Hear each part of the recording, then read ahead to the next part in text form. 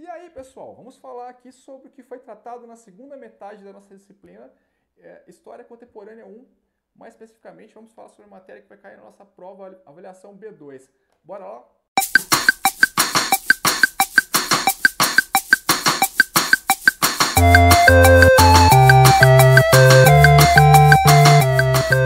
Nessa importante obra, Karl Popper ele vai dizer, que Karl Marx realmente tem objetivos honestos, com a sua teoria, ele quer mudar o mundo para melhor, e ele vai questionar o capitalismo exatamente por questões de cunho moral, como, por exemplo, colocar o homem como mercadoria, como simples objeto, a coisificação do ser humano como uma coisa ruim, assim como a escravização do ser humano que o capitalismo promove, que é uma coisa que é repudiável para Karl Marx.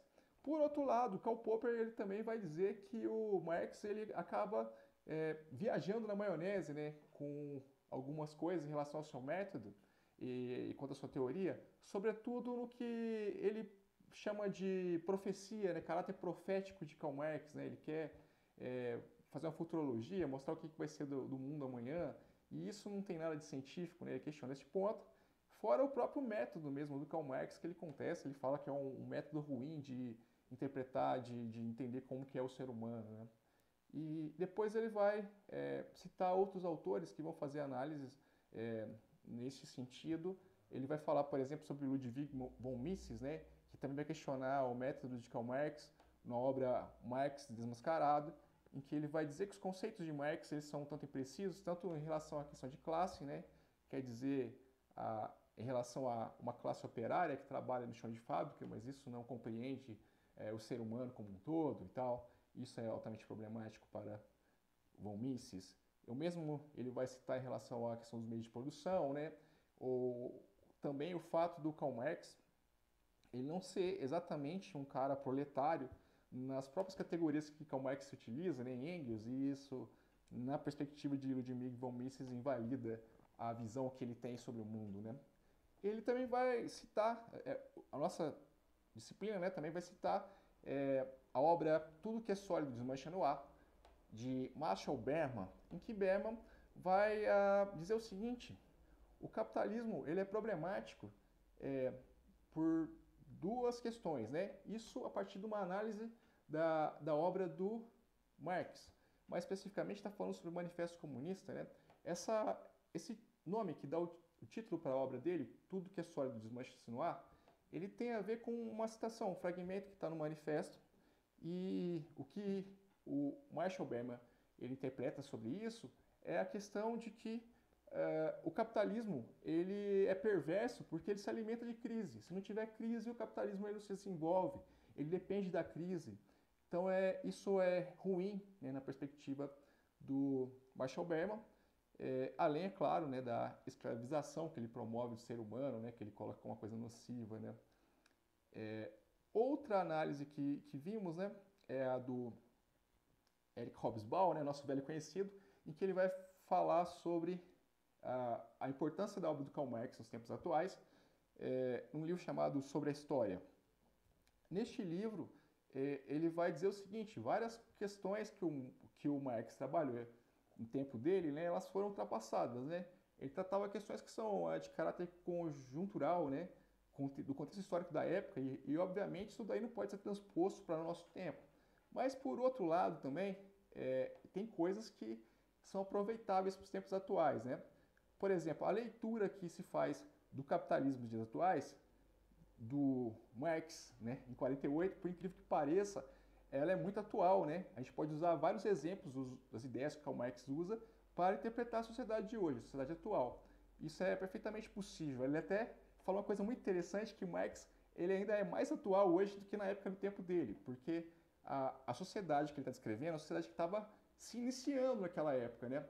O capitalismo ele só existia mesmo de fato pouquinho ali na Inglaterra, ele estava muito no início. Então, aquele estado de coisas que o Marx falava, ele não existia. Era uma coisa que ainda estava muito no plano das ideias. Por outro lado, Karl Marx ele dizia que o capitalismo estava nos últimos dias dele. E o Hobsbawm vai falar que isso é problemático. É óbvio que não é isso que aconteceu. Vimos isso, inclusive, nos dias atuais é possível observar esse tipo de questão. De modo que o capitalismo hoje está mais forte do que nunca, né? Ele estava só no seu início. A análise do Karl Marx, portanto, sobre o colapso do capitalismo sendo uma coisa que estava próxima, foi um erro crasso, e isso é admitido pelo próprio Hobsbawm. Bom, um outro tema que a gente viu aí na nossa disciplina foi a Primavera dos Povos, de 1848, né? E vimos isso a partir da lente, né, de dois estudos básicos, né? Um deles, né, é a História da Multidão, do Georges Roudet, em que o autor francês diz o seguinte: embora Tocqueville e Karl Marx considerasse que a Primavera dos Povos foi um evento, uma luta de classes, de fato, né, a perspectiva tal qual o Karl Marx pronunciava em 48, isso não acontece na praxis, né? Se, a partir de um estudo que ele desenvolve, a partir de inquéritos policiais, o Roudet ele observa que quem tomava frente, quem foi preso durante o movimento, né, de 48 em Paris, eram sobretudo profissionais liberais, né, artesãos, advogados, enfim. Eles se assemelhavam mais aos sans-culottes, né, que seria uma classe média baixa que vivia em Paris. Então é a mesma galera que organizou a Revolução Francesa, é a galera que organizou a Revolução de 48, né? Não era uma elite proletária nos moldes do que o Karl Marx disse, né? Portanto. Um outro texto que a gente viu também, né, é um fragmento da Era do Capital. Novamente aqui usamos o Eric Hobsbawm, né, para o nosso estudo. E o Hobsbawm fala o seguinte, né? A Primavera dos Povos é um evento assim de grande magnitude, né? Ele é o evento, a revolução que atinge o maior número de lugares em menor tempo, né? E ao mesmo tempo também aconteceu que essa revolução não durou nada, ela colapsou em pouco tempo em todas as partes, todos os governos foram restaurados, a não ser na França, mas a República cai pouco tempo depois também, né? Com o Napoleão III reivindicando-se como imperador da França. Outra coisa que o Hobsbawm vai destacar é que este é um movimento que ele tem reivindicações de caráter muito plural.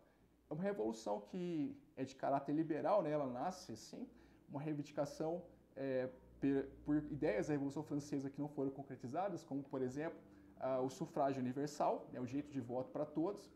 E o movimento ele vai ganhando uma dimensão nova e outros eventos, outras ideias, elas vão entrando neste contexto, né? Uma delas também já tratada por nós, que são os nacionalismos, né? Eles eclodem em várias partes da Europa, e não só da Europa, com a Primavera dos Povos de 48. Este evento, ele simboliza, né, o colapso, né, do que resta ali do Sacro Império Romano Germânico e também do Império Austríaco, né, que ele também está colapsando, e ele vai culminar na queda do Império Austríaco, e o que também é considerado o fim do pensamento conservador, né, o último suspiro desse conservadorismo de antigo regime. Isso na perspectiva de Hobsbawm, né? Vimos Arno Mayr, por exemplo, que vai discordar disso e vai dizer que essa ideia ela vai estar presente até 1914. Pois então, mas Hobsbawm vai dizer que pela primeira vez vai haver uma cisão entre o terceiro Estado, né? Que se mobiliza na Revolução Francesa, que sempre é tido como um bloco homogêneo. Dessa vez essas revoluções elas vão promover uma ruptura entre pontos de vista entre as classes mais privilegiadas e as classes menos privilegiadas, pois os mais ricos passam a temer o impacto dessa revolução, né? Pode ser um tanto nocivo para as posições que eles alcançaram, então eles passam a questionar estes movimentos, né, que emergem, que também tem um cunho mais social e tal, e que eles veem como uma ameaça, né? A ideia socialista ela começa a aparecer aí, né, no contexto político, e passa a ser uma coisa que preocupava muitas elites. Outro evento histórico importante que a gente falou na nossa disciplina foi a unificação da Alemanha e da Itália, né? E mais especificamente a gente vai focar aqui no texto do Martin Kitchen, História da Alemanha dos tempos modernos, 1800 aos dias atuais, em que ele vai falar sobre um episódio que é super importante na história da Alemanha, que é a unificação, que ela se dá a partir de uma figura que é super importante lá na história da Alemanha, que é o Bismarck, né, que consegue a unificação da Alemanha, enfim, né, em contraposição ao Império Austríaco, que fazia parte também da Confederação Germânica, também que era muito forte, a partir de muita habilidade diplomática e até um certo calculismo, maquiavelismo, Bismarck consegue essa unificação e ele se torna o chanceler, né, o equivalente ao primeiro-ministro ali da Alemanha, né, que é uma monarquia, mas quem manda de fato é o Bismarck, né, agora em um sistema que ele tem um parlamento, enfim, parece que a democracia com a monarquia inglesa, e adota-se um sistema, né, uma categoria política ali, e é sobre isso que o Martin Kish está falando, que é o tal do bonapartismo, né? Há um clamor, né, com a Primavera dos Povos, por democracia, e o que o autor vai dizer é que, de fato, o que havia era um plebiscito para que alguém tomasse o poder e adotasse medidas autoritárias num tom de caráter de exceção. E que isso não era, inclusive, uma exclusividade do Bismarck, isso também foi feito pelo Napoleão III, isso também foi feito, segundo outro autor, que é o Domênico Losurdo, inclusive nos Estados Unidos, né, com George Washington e tal. O mesmo acontece com Napoleão I, né, que vai dar origem ao termo. E esse bonapartismo quer dizer o seguinte, quer dizer que dentro da democracia eu posso, depois de eleito, tirar progressivamente a liberdade das pessoas. Então, o Bismarck vai tirar a liberdade de imprensa, vai perseguir a oposição e também os movimentos dos trabalhadores, das classes menos privilegiadas. Então ele quer manter a ordem e vai fazer uma perseguição em cima de quem quer criar novas revoluções. Então eu consigo uma estabilidade a partir de um sistema político que ele é altamente autoritário. Então é esse o questionamento que ele coloca, né? Em nome da democracia eu instauro um regime que não é nada democrático. Então é essa onda que o Martin Kitchen vai colocar acerca do conceito de bonapartismo. Uma coisa também curiosa que ele vai citar é que ao mesmo tempo o Bismarck ele vai tomar medidas de cunho paternalista, né? Vai melhorar as condições de vida das pessoas mais pobres para assim amenizar as possibilidades para que haja uma revolução, um conflito de massa. Então é sobre essa questão que esse texto fala. Um outro texto aí outro tema que a gente vai trabalhar também, que a gente trabalhou aí nesse semestre, foi a Comuna de Paris. E temos aí o texto do Armando Boito Júnior, que vai tratar essa questão, né, em que é um questionamento se a Comuna de Paris foi um evento republicano ou um evento socialista.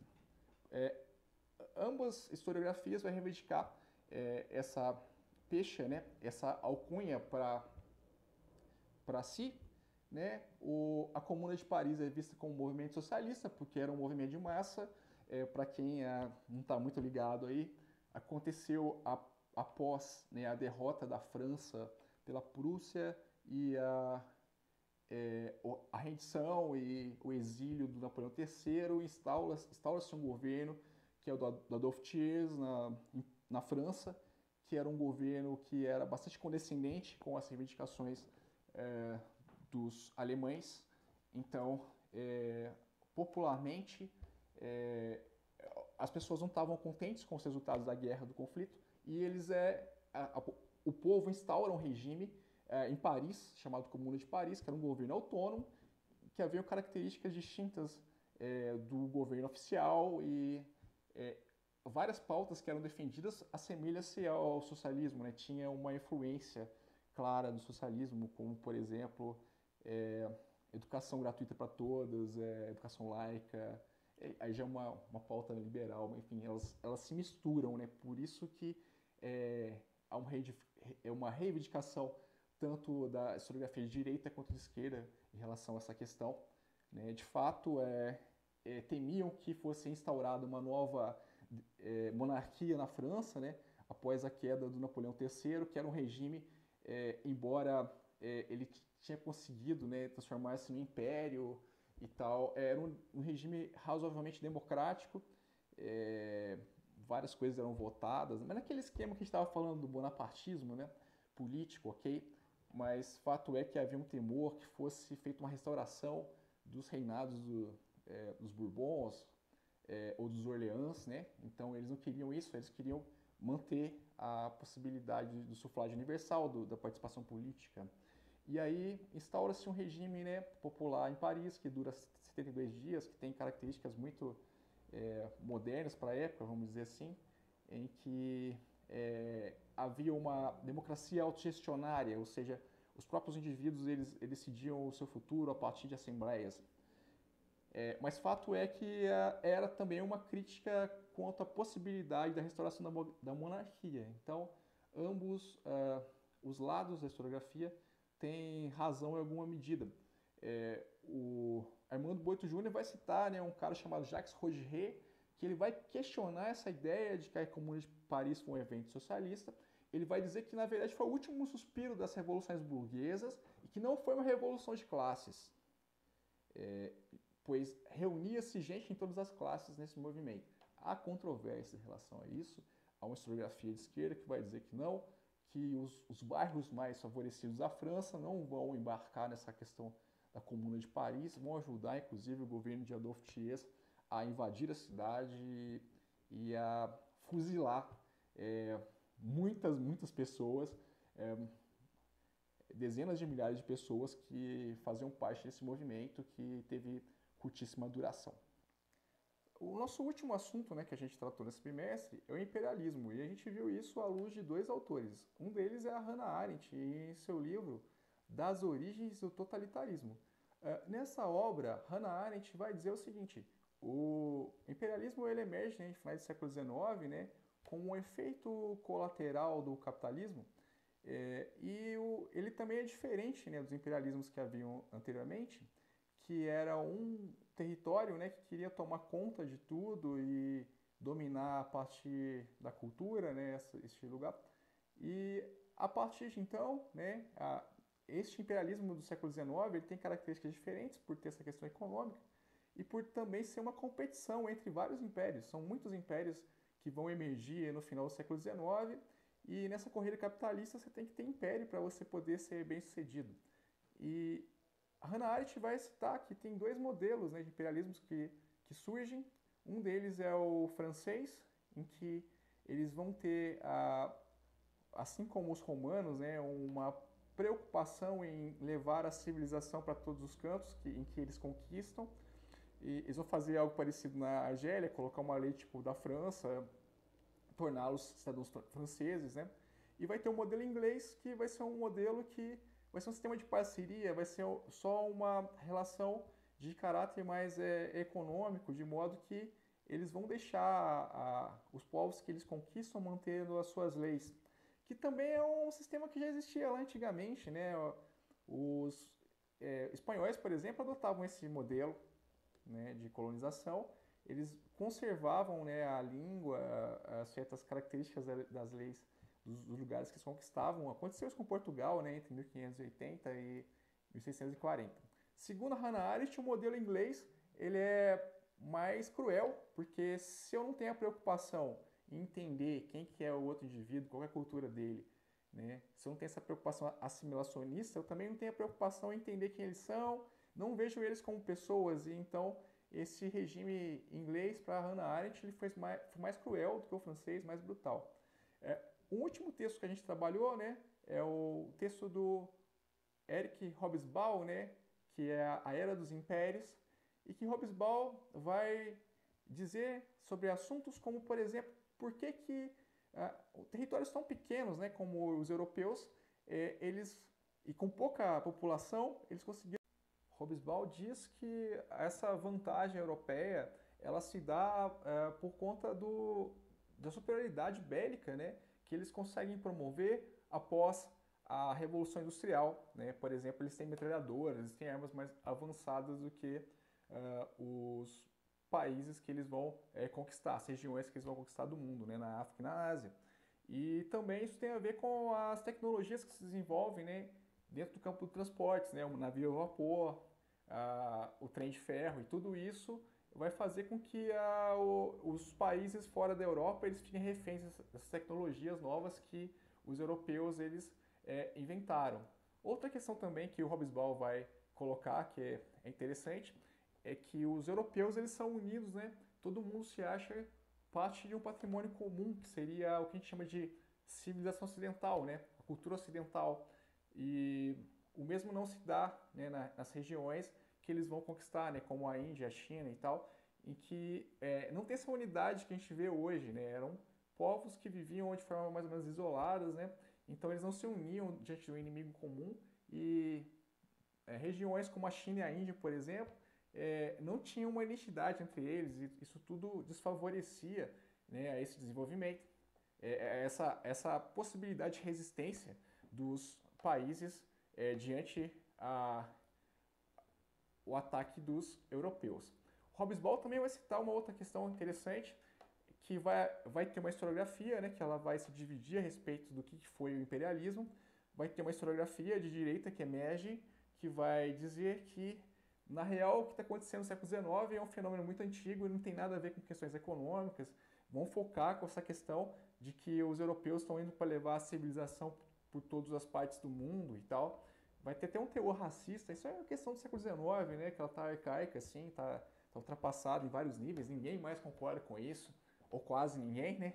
E então vai ter esse caráter, né, de diminuir os impactos negativos que vão legar essa empreitada imperialista, e também a questão econômica eles vão colocar como uma questão que não é a crucial neste processo. Com o Lenin, né, que é um cara lá que foi importante ali na Revolução de 17, Revolução Russa, o imperialismo vai ser um conceito que vai ganhar um caráter pejorativo, sempre vai chamar o seu inimigo de imperialista, e tem a ver com exploração econômica, e esse conceito vai ficar muito estigmatizado e ninguém mais vai querer defender essa ideia, né, a longo prazo.